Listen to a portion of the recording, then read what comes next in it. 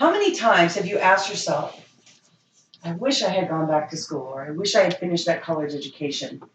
If the answer is more than once, then maybe you should consider returning to school. The Department of Education and National Center for Education Statistics say that over 1.5 million students in the year 2013 returned to school over age 40. Some of those are age 65 and older. 1.5 million. It's a staggering number. It's easier to go back to school today than ever before. Many adults are returning to school, proving that age has no bearing on completing your education.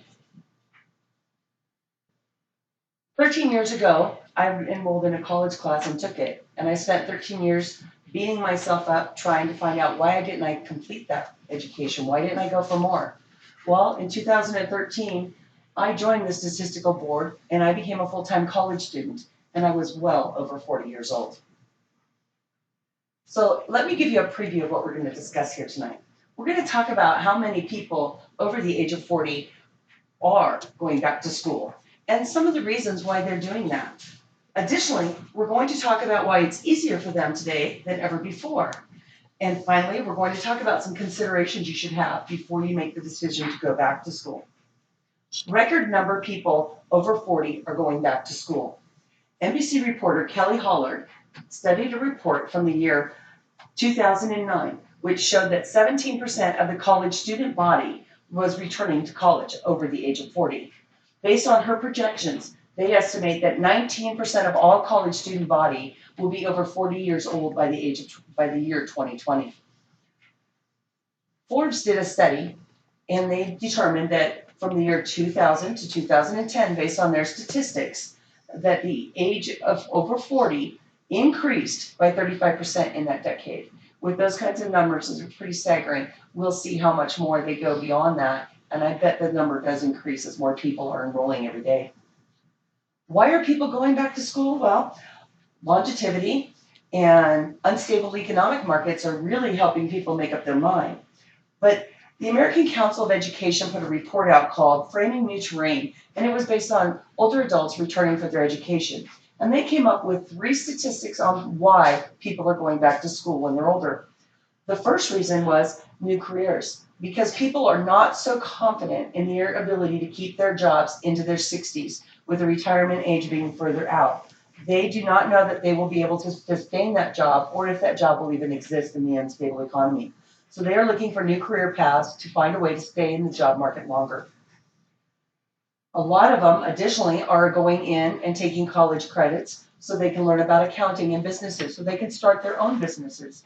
They want to make sure that their business is successful, so they're learning the right material they need to know. And the third one is that people are just fulfilling their longtime dreams of having a college education. So as we can see, when the 65-year-old goes back to school, that's more than likely to fulfill that dream. Going back is easier than ever before. I want to tell you about how. There's flexible scheduling. They have classes at night. They have classes on the weekends. And they are more accommodating to the working adult than ever before. A lot of the online degree programs that exist now give us the opportunity to do our classes in the privacy of our own home at night. The District Education and Training Council estimates that 4 million people are obtaining online degrees currently. There are several new ways for you to pay for your college education. One of them is FAFSA, which is the free application for federal student aid. And that isn't a loan, that's free money if you meet the income requirements. Another one is the Perkins loan and the Stafford only loan. Both of those are student loans that are deferred until you've received your education. But another one is cropping up, and that's the employer tuition reimbursement programs that they're offering for their employees to go grab their degrees. This gives them a better quality of employee, so they're more than willing to help share the cost. So I've shown you how easy it is to go back to school, and I've shown you how affordable it can be now to go to school. So let me give you a few considerations for you to look at before you make that kind of a decision. The first consideration is, how long do you plan to be in the workforce? Will you have a break-even point that makes it worth you spending the money on your education, that you should go back and then you'll make money and be more successful afterwards? Another one is the expected compensation. Is it really worth going back to school? Will your degree give you more of an income, or will it make no difference if you don't have the degree? The third one is the employment outlook for the field that you wish to participate in.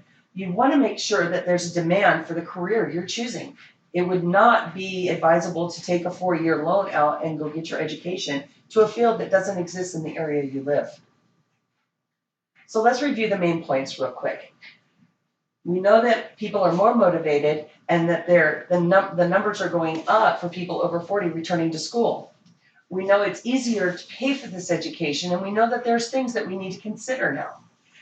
So let me restate this. Many adults over 40 are returning to school, and age has no bearing on them completing their education.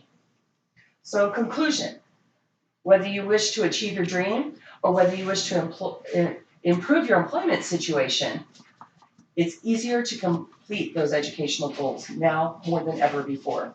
As for me, I'm hoping next year that when I graduate with my bachelor's degree that I will be going on to achieve my master's, and I'll be 50. Thank you.